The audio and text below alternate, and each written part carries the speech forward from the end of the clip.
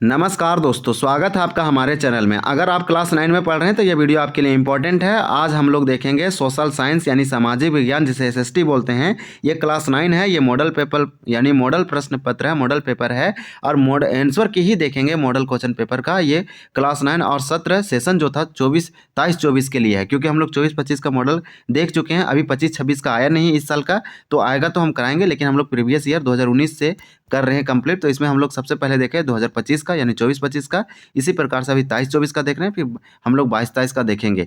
तो ये आप देख पा रहे हैं JCRT जैक बोर्ड के द्वारा रिलीज किया गया। आपको इसमें टोटल 40 क्वेश्चन था। ये हम लोग पार्ट 2 वीडियो देखेंगे, क्योंकि हम लोग पार्ट 1 कंप्लीट किए। पार्ट 1 में कितना क्वेश्चन देखे तो हम लोग 20 क्वेश्चन कंप्लीट किया। आज हम लोग देखेंगे पार्ट 2 में 21 से। तो आप यहाँ पे पार्ट 2 में 21 से क्वेश्चन कंप्लीट करेंगे।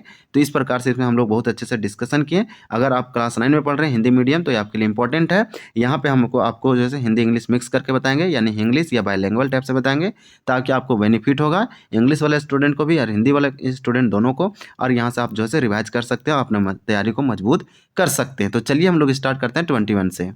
तो यहाँ पे आप देख पा रहे हैं कि पूछा गया है 21 में कि एक वर्ष में किसी भूमि पर एक से ज़्यादा फसल पैदा करने की विधि क्या कहलाती है। यानी एक ही वर्ष में और एक ही भूमि पर एक से ज़्यादा फसल अगर पैदा कोई व्यक्ति करता है, तो उस विधि को, उस टेक्निक को, उस मेथड को क्या कहते हैं। तो 21 का राइट आंसर भी हो जाएगा बहुविधि फसल प्रणाली। यानी कि सिंपल पूछा गया था कि उस मेथड का नाम बताइए। मेथड का मतलब होता है विधि, जिसमें हम क्या कर सकते हैं, ग्रो कर सकते हैं मोर देन वन क्रॉप, यानी एक से अधिक फसल। यहाँ क्या लिखा है, एक से ज़्यादा फसल, इसे ही बोलते हैं more than one crop and on a land in a year, मतलब एक ही भूमि पर, यानी किसी भूमि पर। तो लिखा है एक ही साल में, तो उसे हम मल्टी क्रॉपिंग सिस्टम बोलते हैं, यानी मल्टीपल क्रॉपिंग सिस्टम, बहुविधि फसल प्राणी।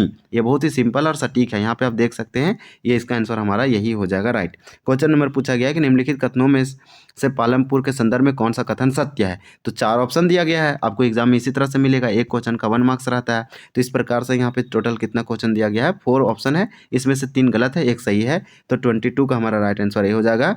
यानी कि हमारा यही सत्य है कि पालमपुर में 450 परिवारों में से लगभग एक तिहाई का मतलब 150 के आसपास परिवारों के पास खेती के लिए भूमि नहीं थी। तो ये वाला आप जरूर याद रखेंगे।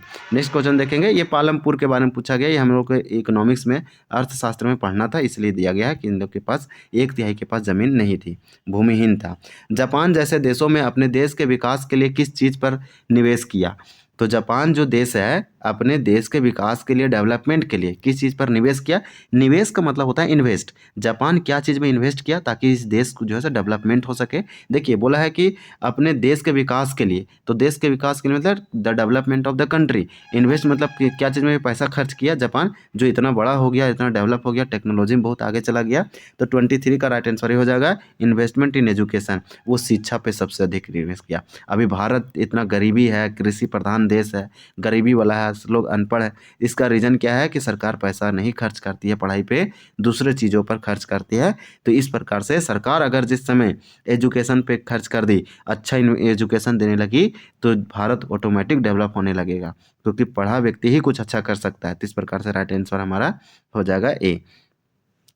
इनमें से कौन द्वितीय क्षेत्र की क्रियाकलापों से नहीं आते हैं। द्वितीयक मतलब पूछ रहा है कि इनमें से कौन सा जो है एक्टिविटी वो टर्सरी सेक्टर से नहीं है, यानी तृतीयक क्षेत्र से नहीं है, यानी टर्टियरी सेक्टर से एक्टिविटी नहीं है। तो कौन सा हो जाएगा, इसमें सर्विस वाला चीज़ आता है। तो 24 का हमारा राइट आंसर सी हो जाएगा खनन। ये खनन जो है, देखिए बैंकिंग, शिक्षा, पर्यटन, ये सब सर्विस सेक्टर से, ये सब का सब टर्सरी यानी तृतीयक क्षेत्र से आता है। लेकिन खनन जो है से टर्सरी या टर्सरी में नहीं आता है एक्टिविटी। तो इस प्रकार से आप याद रखेंगे। तो यहाँ पे हमारा हो जाएगा, क्या हो जाएगा, तो खनन हो जाएगा। खनन को माइनिंग कहते हैं। 25 है कि भारत सरकार ने कक्षा में बच्चों की उपस्थिति को बढ़ावा देने के लिए कौन सी योजना क्रियान्वित की है। तो यहाँ पूछा जा रहा है कि भारत सरकार का मतलब होता है सेंट्रल गवर्नमेंट, यानी गवर्नमेंट ऑफ इंडिया ने बच्चों की उपस्थिति के लिए कक्षा में, क्लास में बढ़ाने के लिए प्रेजेंट रहने के लिए कौन सा ऐसा लाया है योजना, स्कीम इम्प्लीमेंट किया है। तो चलिए, अटेंडेंस को बढ़ाने के लिए क्या कर रहा है सरकार, तो 25 का राइट आंसर डी हो जाएगा। दोपहर की भोजन की योजना, तो मिड डे मील योजना जिसके बोलते हैं। मिड डे मील योजना भारत सरकार ने लाया है, यानी कि गवर्नमेंट ऑफ इंडिया ने इसकी क्या किया, प्रमोट किया। प्रमोट का मतलब बढ़ावा दिया कि लोग ऐसे स्कूल आएंगे, खाना के लोभ में लोग स्कूल आएंगे पढ़ेंगे, तो खाना खाने के लिए गया, पढ़ने के लिए नहीं गया। सब जाता है खा के भाग जाता है, सरकारी स्कूल में यही हाल हो गया है। तो इस प्रकार से आप समझ पा रहे होंगे कि सरकार ने ये सब नियम ना ला के दूसरा चीज़ लाता तो बेटर रहता। एजुकेशन तो लाया, खाना तो दे दिया, लेकिन टीचर स्कूल में अच्छा से इम्प्रूव नहीं कर पाया, फैसिलिटी नहीं दिया, डिजिटल बोर्ड नहीं दिया, बेंच नहीं दिया, बच्चा आज भी जाता है उसी तरह, सब कुछ फैसिलिटी ही नहीं दिया। मेन बात टीचर का ही कमी है, अच्छा से लोग पढ़ाते ही नहीं है। इसी प्रकार से क्वेश्चन नंबर 26 है कि निम्नलिखित में से कौन से राज्य ने निर्धनता, निर्धनता का मतलब गरीबी होता है जिसे हम लोग पॉवर्टी बोलते हैं, तो इसका आपको याद रखना है कि निर्धनता यहाँ पूछा जा रहा है कि निर्धनता, निर्धनता का मतलब क्या होगा, तो पॉवर्टी होगा, आप याद रखेंगे, इसे गरीबी बोलते हैं निर्धनता। तो निम्नलिखित में से कौन सा राज्य निर्धनता, गरीबी को कम करने के लिए अनाज के सार्वजनिक वितरण प्रणाली में सुधार किया। तो 26 का राइट आंसर हो जाएगा हमारा सी, आंध्र प्रदेश और तमिलनाडु। यानी कि गरीबी को कम करने के लिए क्या किया, तो पब्लिक डिस्ट्रीब्यूशन सिस्टम जो है फूड ग्रेन के तहत लोगों को दिया, बांटा और वो बनाया। तो आंध्र प्रदेश और तमिलनाडु। तमिलनाडु का कैपिटल चेन्नई है, आंध्र प्रदेश का कैपिटल अमरावती है, आप याद रखेंगे। ये जो है से दक्षिण भारत की राज्य हैं। इसी प्रकार से निम्नलिखित में से भारत सरकार ने, यानी गवर्नमेंट ऑफ इंडिया ने किस कार्यक्रम के अंतर्गत अगर आवेदन को 15 दिनों के अंदर रोजगार उपलब्ध नहीं कराया गया तो वह दैनिक बेरोजगार भत्ता का हकदार होगा। तो इस प्रकार से हो जाएगा ये मनरेगा या नरेगा जिसको कहते हैं। 27 का राइट आंसर भी हो जाएगा राष्ट्रीय रोजगार गारंटी कोष, यानी नेशनल एम्प्लॉयमेंट गारंटी फंड। हमारा राइट आंसर 27 का भी हो जाएगा नेशनल एम्प्लॉयमेंट गारंटी फंड, राष्ट्रीय रोजगार गारंटी कोष। ये जो है सो 15 दिनों के अंदर अगर रोजगार उपलब्ध नहीं कराया गया तो वह दैनिक रोजगार भत्ते का हकदार होगा, यानी उसको सरकार रोज पैसा देगी, ऐसा कुछ इसमें बताया जा रहा है। क्वेश्चन नंबर 28 है कि भारत में ग्रामीण क्षेत्र में प्रतिदिन प्रति व्यक्ति कितनी कैलोरी की आवश्यकता स्वीकृति की गई है। तो भारत में ग्रामीण क्षेत्र में प्रतिदिन, यानी प्रतिदिन का मतलब एवरीडे, प्रति व्यक्ति मतलब एक व्यक्ति कितना कैलोरी उसको स्वीकृत की गई है। 28 का राइट आंसर ये हो जाएगा 2400 कैलोरी। तो आप याद रखेंगे 2400 कैलोरी हमारा राइट आंसर हो जाएगा। इंग्लिश में आप देख सकते हैं per day requirement of calorie पर पर्सन, यानी एक व्यक्ति को एक दिन में कितना कैलोरी चाहिए ग्रामीण क्षेत्र में, रूरल एरिया में, तो चाहिए 2400 कैलोरीज। नेक्स्ट क्वेश्चन देखेंगे 29 है। 29 में पूछा जा रहा है कि किसके माध्यम से सरकार द्वारा अधिप्राप्त अनाज, गेहूं, चावल के भंडार का बफर स्टॉक बनाया जाता है। तो यहाँ पूछा जा रहा है कि ग्रेन के स्टॉक, बफर स्टॉक जो है किसके द्वारा बनाया जाता है, वीट हो, राइस हो, उसको प्रोड्यूस जो किया जाता है उसको रखा जाता है सरकार के द्वारा। 29 का हमारा राइट आंसर बी हो जाएगा, यानी भारतीय खाद्य निगम, इसे बोलते हैं फूड कॉर्पोरेशन ऑफ इंडिया, यानी FCI, शॉर्ट में बोलेंगे FCI। इसका फुल फॉर्म हो जाएगा, आपसे पूछा जा सकता है कहीं भी, FCI food corporation of India. Food का देखिए F मतलब फूड, C से कॉर्पोरेशन, I से इंडिया, तो फूड कॉर्पोरेशन ऑफ इंडिया, भारतीय खाद्य निगम। तो आप भारतीय खाद्य निगम क्या करता है, ये स्टॉक बनाता है चीज सामानों को रखने के लिए, अनाजों को। सरकार द्वारा समाज के गरीबी वर्गों में बाजार से कम कीमत पर अनाज का वितरण किया जाता है। इस कीमत को क्या कहते हैं, तो 30 का हो जाएगा ए, निर्गम कीमत, यानी कि इशू प्राइस कहते हैं। सरकार क्या किया, समाज के गरीब वर्गों के लिए कम कीमत पर अनाज दिया, जैसे हमें चावल देता है, बहुत कुछ देता है, तो इस प्रकार से उसे बोलते हैं इशू प्राइस, यानी कि निर्गम कीमत। तो इसे आप याद रखेंगे। नेक्स्ट क्वेश्चन देखेंगे, क्वेश्चन नंबर हमारा 31 है कि the spirit of laws, the spirit of laws नामक रचना के रचनाकार कौन है, तो कौन लिखा है। 31 का हमारा ये हो जाएगा मोंटेक्यू, यानी कि हमारा राइट आंसर ये हो जाएगा द स्पिरिट ऑफ लॉज जो है, ये बुक कौन लिखा, द स्पिरिट ऑफ लॉज, तो मोंटेग्यूज लिखे हैं। इस प्रकार से इसका आंसर ये हो जाएगा। क्वेश्चन नंबर हमारा 32 है कि फ्रांसीसी क्रांति के समय फ्रांस पर किसका शासन था। तो फ्रांसीसी क्रांति का मतलब क्या होता है, फ्रेंच रेवोल्यूशन। कहाँ हुआ, आपका नामे से पता चल रहा है, फ्रांस में। फ्रांस का राजधानी पेरिस है। इस यहीं पे एफिल टावर है जो उसके 7 अजूबों में से एक आता है। अरे आपको याद हो रहा होगा कि ये यूरोप में है, यूरोप महाद्वीप में है, कॉन्टिनेंट में है। तो फ्रांसीसी क्रांति के समय फ्रांस का राजा कौन था, यही पूछा गया कि फ्रांस का जो सर रूलर कौन था, रूलर का मतलब शासक। तो इस प्रकार से पूछा जा रहा है। हमारा 32 का राइट आंसर हो जाएगा डी, यानी लुइस 12 था। तो इसको आप याद रखेंगे, 32 का राइट आंसर डी हो जाएगा लुइस 12, यानी 12। हमारा क्वेश्चन नंबर 13 है। 13 में पूछा गया नवंबर के अपराधी कौन थे, एंड ये पूछ रहा नवंबर, तो नवंबर के पेट्रीडेटर कौन थे? तो इस प्रकार से 33 का राइट आंसर सी हो जाएगा, वाइमर गणराज्य के समर्थक। 33 का राइट आंसर हमारा सी हो जाएगा, यानी कि वेमर रिपब्लिक के जो सपोर्टर थे वही इसमें क्या थे, तो हमारा इसमें क्या थे, तो इसमें हम याद रखेंगे अपराधी थे। चलिए नेक्स्ट क्वेश्चन देखते हैं 34 कि किसी समुदाय को दूसरे समुदाय से अलग रखना क्या कहलाता है? तो 34 का ये हो जाता है, ये घेटो कहलाता है।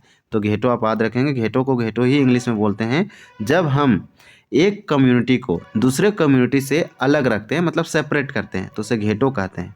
भारत का प्रमुख वन महानिदेशक कौन था? भारत का प्रमुख वन महानिदेशक कौन था, ऐसा पूछा जा रहा है। देखिए वन का मतलब तो क्या होता है, वन का मतलब फॉरेस्ट होता है, और महानिदेशक का मतलब डायरेक्टर जनरल होता है, और प्रमुख का मतलब चीफ होता है। तो पूछा जा रहा है कि चीफ डायरेक्टर जनरल कौन था फॉरेस्ट ऑफ इंडिया का? तो भारत का प्रमुख वन महानिदेशक, महानिदेशक का मतलब डायरेक्टर जनरल, फॉरेस्ट, और प्रमुख का मतलब हेड। यार इंडिया, भारत का मतलब इंडिया तो हो गया। 35 का राइट आंसर हमारा सी हो जाएगा, ब्रेंडिस, यानी कि ब्रेंडिस जो था वो प्रमुख था भारत का वन महानिदेशक। ये झूम खेती को किस अन्य नाम से जाना जाता है? झूम खेती को हम लोग बोलते हैं झूम फार्मिंग। इसका दूसरा नाम है घुमंतू खेती, यानी कि नोमैडिक फार्मिंग बोलते हैं, नोमैडिक फार्मिंग बोलते हैं झूम खेती को। दूसरा ये खेती जो है से घूम घूम के करते हैं इधर उधर। तो 36 का राइट आंसर हमारा ए हो जाएगा। नेक्स्ट क्वेश्चन देखेंगे 37, भारतीय वन सेवा की स्थापना कब हुई? भारतीय वन सेवा की स्थापना कब हुई? 37 का राइट आंसर बी हो जाएगा। चलिए ऑप्शन देखते हैं। भारतीय वन सेवा की स्थापना 1864 ईस्वी में हुआ, तो राइट आंसर हमारा बी हो जाएगा। ये पूछा गया था कि इंडियन फॉरेस्ट सर्विस कब बना, तो 1864 में बना, राइट आंसर बी हो जाएगा। नेक्स्ट क्वेश्चन है, क्वेश्चन नंबर हमारा दिया गया है 38 कि फ्रांस की क्रांति कब हुई थी? तो 38 का हमारा राइट आंसर ये हो जाएगा 1789 में। 1789 में 1789 में फ्रांस की क्रांति हुई, और फ्रांस में हुई, जिस प्रकार से आप याद रखेंगे। यहाँ पे फ्रेंच रेवोल्यूशन इसी को बोलते हैं। और फ्रेंच रेवोल्यूशन और कब हुई का मतलब टेक्स प्लेस, इस घटना कब घटी सो पूछा जा रहा है। तो इसका आंसर हम लोग देख चुके हैं। अब नेक्स्ट क्वेश्चन देखते हैं। चलिए ये हमारा 39 है कि औपनिवेशिक सरकार ने अपराधी जनजाति अधिनियम का पारित किया, यानी कि कॉलोनियल जो गवर्नमेंट था, यानी ब्रिटिश जो अंग्रेज था, वो क्रिमिनल ट्राइबल एक्ट कब लाया? तो 39 का आंसर भी हो जाएगा 1871 में, यानी कि 1871 में लाया। नेक्स्ट क्वेश्चन है क्वेश्चन नंबर 40 है, और ये इस वीडियो का लास्ट क्वेश्चन है, और इस हमारा सेट का यानी कि मॉडल पेपर का जो आंसर की कंप्लीट कर रहे हैं इसका भी लास्ट है। तो रूस की क्रांति जो है वो कब हुई थी? रूस की क्रांति आपसे पूछा जा रहा है, ये फ्रांस की क्रांति नहीं पूछा जा रहा है। इसका आंसर ये हो जाएगा 1917, यानी कि रूस की क्रांति कब हुई? तो आप याद रखेंगे 1917 में हुआ, 1917 में हुआ। इसे हम लोग क्या बोलते हैं? तो इसे हम लोग बोलते हैं रशियन रेवोल्यूशन। और कब हुआ? टेक्स प्लेस, यानी घटना कब घटी? तो 1917 में हुआ। तो ये हमारा कंप्लीट होता है। इसका आंसर हम आपको दिखा देते हैं। देखिए ये हमारा क्लास 9, हम बार बार बता रहे हैं कि इस बार का ये मॉडल पेपर नहीं है, ये सोशल साइंस SST यानी सामाजिक विज्ञान क्लास 9 कक्षा 9 के आंसर की दिया था model question paper. Model question paper 2023-24 का है ये, क्योंकि हम लोग ऑलरेडी 24 और 25 का कंप्लीट किए हैं। इसके बाद हम लाएंगे 22 और 23 का लाएंगे। तो इस प्रकार से यहाँ टोटल 40 क्वेश्चन है। आपके एग्जाम में इसी तरह से पूछा जाता है, 1.5 घंटा समय दिया जाता है, इसको आपको अच्छे से करना रहता है। तो हमको समझ में आ गया कि अगर आपको ये वीडियो अच्छा लगा तो कमेंट में करके ज़रूर बताएंगे। इसको 2 पार्ट में हम लोग कंप्लीट किए, पार्ट 1 में 20 और पार्ट 2 में 20। तो चलिए मिलते हैं अगले पार्ट में। और अगर आपको अच्छा लगा तो दोस्तों के साथ भी शेयर कीजिए ताकि उसको हेल्पफुल हो सके और बेनिफिट मिल सके, और बेल आइकन दबाएंगे ताकि अगला नोटिफिकेशन मिल सके। तो तब तक के लिए धन्यवाद। जय हिंद।